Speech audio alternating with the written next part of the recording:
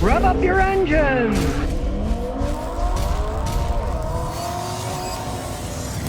Had an '08 Civic, kind of beat up looking, 160,000 miles. It was towed over here because it hasn't run in a while. So I'm going to show you the logical ways to check it out to see if it's even worth fixing. As you can see, it's kind of rough shape. It's got a bunch of bashes.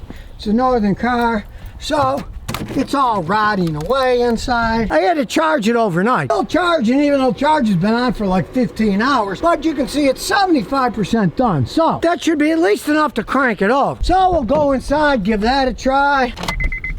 Well, at least the lights come on, but when we try to start it, nothing. And it doesn't matter if it's in park, sometimes neutral to start. Now, a lot of times that can mean the start is gone, but as you can see by this kind of rusty old Hulk here, there is a possibility that the engine's rusted up inside. In that case, you junk the car. Don't just say, okay, that does nothing, probably needs a starter. Don't go just out and buy a starter. Then if you find it doesn't work, you wasted your money on a starter. So here's what you want to do. You want to jack it up in the air, put it in a jack stand, and take the tire off. See if my little CSCRI impact wrench is still working. It's got 2 battery packs, so I'm not really worried. If one's dead, I'll use the other one. Find a lug nut that works, and we'll take the wheel off.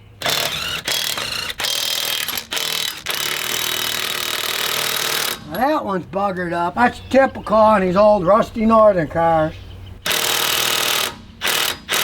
But that's probably not going to come off. If this is the case and it was your car, you could just crawl under there, get a wrench in a socket to try to turn the engine over to see if it's locked up.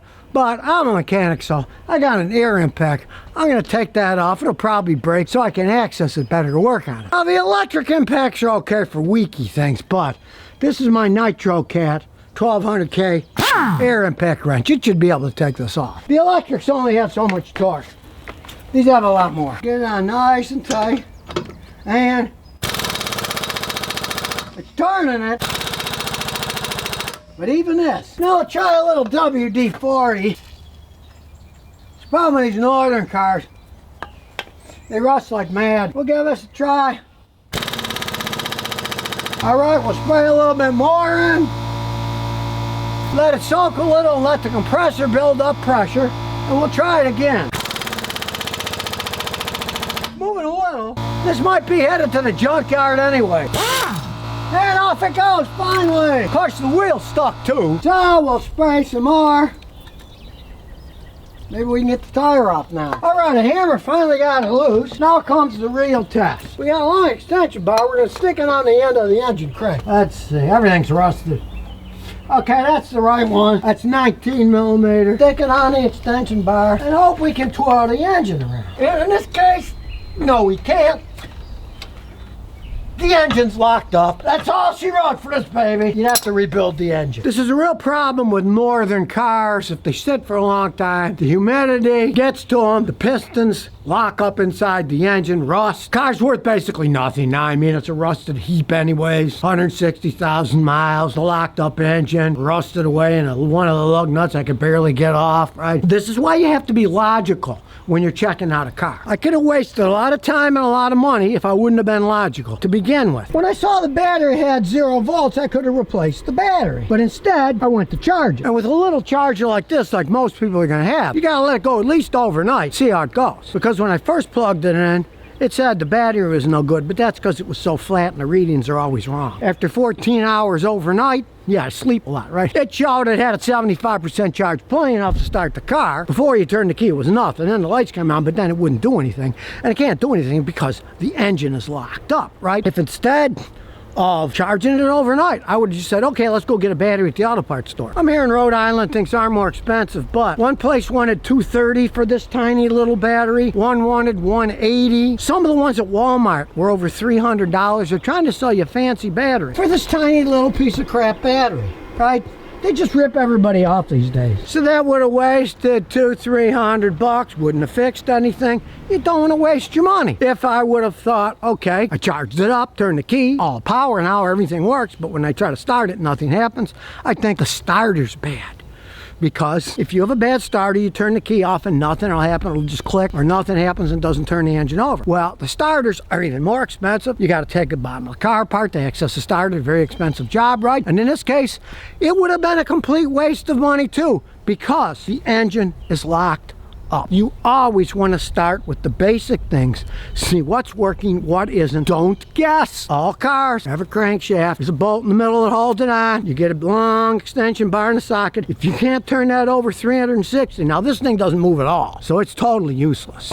But sometimes they'll move a little, but you got to be able to go around at least 2 full turns. And if it won't go 2 full turns, forget it. Now you notice I used a long extension bar because that increases your power. If you get a little one, you might not be strong enough, but a big one, anybody can turn a motor over. And if it's locked like this, it means goodbye engine. And in this case, kind of a rusting hulk because it's an East Coast car. A rusting out even here. And as we go underneath, control arms are rotting away. All this is starting to flake and fall apart, and it's unibody construction. It's really not worthwhile to put the kind of money you would to put another engine in a car when they're locked up like this thing is. I also tried taking the spark plugs out, soaking them with Marvel Mystery Oil, and then trying to start it. Same thing, the thing's just locked up. Now, back in the day, manual transmissions, we used to call them standard because that was the standard car. Now the standard car is an automatic, so you got to call them manual transmissions.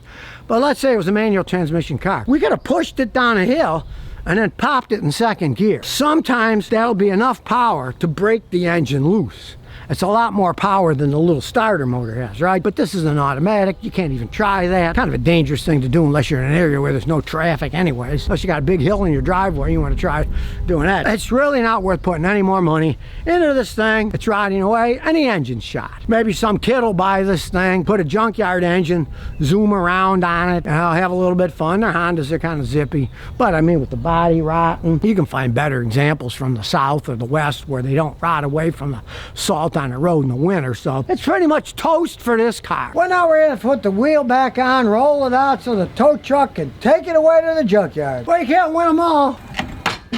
Now, just for curiosity, check the engine oil. Guess what? There's no engine oil in it. Now, Honda makes pretty good cars and they make great engines, but you gotta keep oil in them. You don't change it, you just keep driving it. You're gonna end up like this with a blown engine and a car that might have gone quite a bit longer is gonna go to the junkyard now.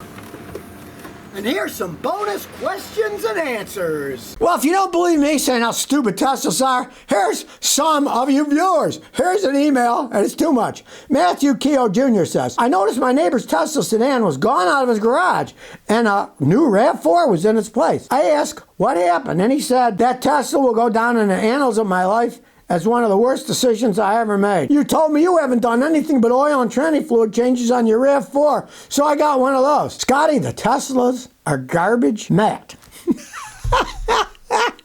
People will actually buy them and see. Don't listen to the hype flying around, right? And of course they say, oh, well, electric cars, there's no maintenance, nothing goes wrong. Ha! This guy spent a bunch of money fixing this stupid Tesla where his neighbor's got a RAV4. All he's done is change the oil in it a few times, right? Listen to the real people who are telling you the real truth about these things. Not advertising, not fantasy. In this case, it was the guy's neighbor, and the guy admitted it was the worst decision I ever made buying that car. And he went out and bought a Toyota. Well, you saw that all Elon Musk and Tesla said they're going to slow down on building their Tesla superchargers. Well, here's a great question. What is going to happen to the federal money that Tesla won to build the superchargers that he's not building now?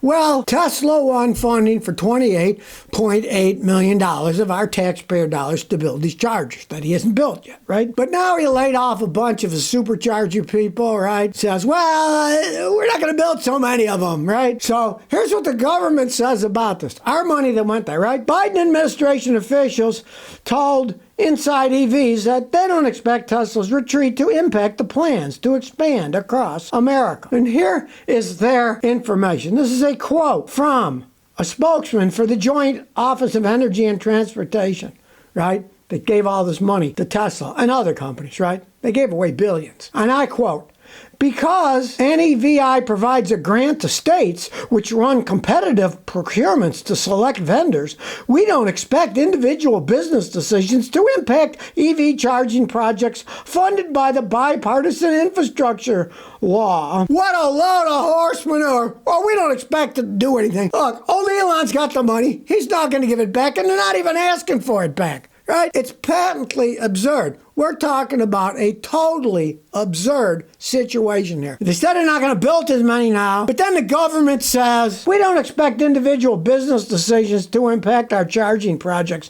funded by the government. All I say is, follow the money. He got promised this money, they gave him the money, and he didn't build this stuff. Well, we don't think it's going to really affect, but it's done through the states, even though the feds gave him money, blah, blah, blah. Always blame the other person for your mistake, right? Typical electric car horse manure. So if you never want to miss another one of my new car repair videos, remember to ring that bell.